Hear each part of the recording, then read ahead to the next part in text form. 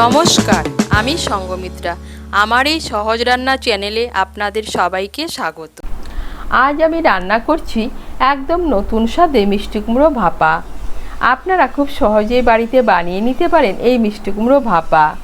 খেতে কিন্তু দারুণ লাগে। আপনাদের যদি এই রেসিপিটি ভালো লাগে তাহলে লাইক এবং শেয়ার করবেন, আর রেসিপিটি কেমন হয়েছে কমেন্ট করে জানাবেন। আরও নতুন নতুন রেসিপি পাওয়ার জন্য চ্যানেলটিকে সাবস্ক্রাইব করে পাশে থাকবেন। ধন্যবাদ। প্রথমেই এক ফালি মিষ্টি কুমড়ো খোসা ছাড়িয়ে কেটে নিয়েছি। আমরা যেরকম করে বড়া বা পকোড়া ভাজি সেভাবেই আমি কেটে নিয়েছি, কিন্তু একটু মোটা মোটা করে কেটে নিয়েছি। এখন এর মধ্যে নিয়ে নিচ্ছি সামান্য একটু নুন, 1/4 টিস্পুন হলুদ গুঁড়ো, 1/4 টিস্পুন লঙ্কা গুঁড়ো। নুন, হলুদ গুঁড়ো, লঙ্কা গুঁড়ো ভালো করে মেখে নেব। ভালো করে মেখে নিয়েছি মিষ্টি কুমড়ো টুকরোর সঙ্গে। এখন এগুলোকে সাইডে রেখে দিচ্ছি। এখন একটা মশলার পেস্ট বানিয়ে নিচ্ছি। তার জন্য নিয়েছি মিক্সি ছোট জার। এর মধ্যে নিয়ে নিচ্ছি 1 টিস্পুন কালো সর্ষে, 1 টিস্পুন হলুদ সর্ষে, 2 টিস্পুন পোস্ত, নিয়ে নিচ্ছি 4টে কাঁচা লঙ্কা, আর নিয়ে নিচ্ছি কয়েক টুকরো নারকেল। এখন এগুলো দিয়ে একটা মিহি পেস্ট বানিয়ে নেব। এদিকে গ্যাসের উপর একটা প্যান বসিয়েছি। এর মধ্যে নিয়ে নিচ্ছি 1 টেবিল স্পুন সর্ষের তেল। তেলটাকে ভালো করে গরম করে নিয়েছি। এখন এর মধ্যে দিয়ে দিচ্ছি নুন, হলুদ আর লঙ্কা গুঁড়ো দিয়ে মেখে রাখা মিষ্টি কুমড়োর টুকরোগুলো। এখন দুপাশে মিষ্টি কুমড়োগুলোকে হালকা করে একটু ভেজে নেব। এই দেখুন, মিষ্টি কুমড়োর টুকরোগুলোকে হালকা করে একটু ভেজে নিয়েছি। এখন আমি এগুলোকে তুলে নিচ্ছি। মিষ্টি কুমড়ো টুকরোগুলো ভাজার পর কড়াইতে সামান্য একটু তেল রয়েছে। এর মধ্যে আমি দিয়ে দিচ্ছি 3টে শুকনো লঙ্কা। শুকনো লঙ্কাগুলোকে প্রথমে হালকা করে একটু ভেজে নেব। শুকনো লঙ্কাগুলোকে প্রথমে হালকা করে একটু ভেজে নিয়েছি। এখন এর মধ্যে নিয়ে নিচ্ছি 1/4 টিস্পুন কালো জিরে। শুকনো লঙ্কার সঙ্গে কালো জিরেটাও ভেজে নেব। শুকনো লঙ্কার কালো জিরে ভেজে নিয়েছি।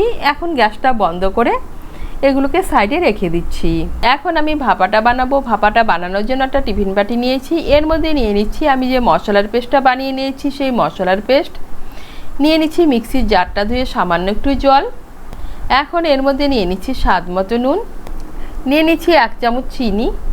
চিনিটা অপশনাল, আপনারা যদি পছন্দ না করেন না দিলেও চলবে। আর নিয়ে নিচ্ছি 1 চামচ কাঁচা সর্ষের তেল।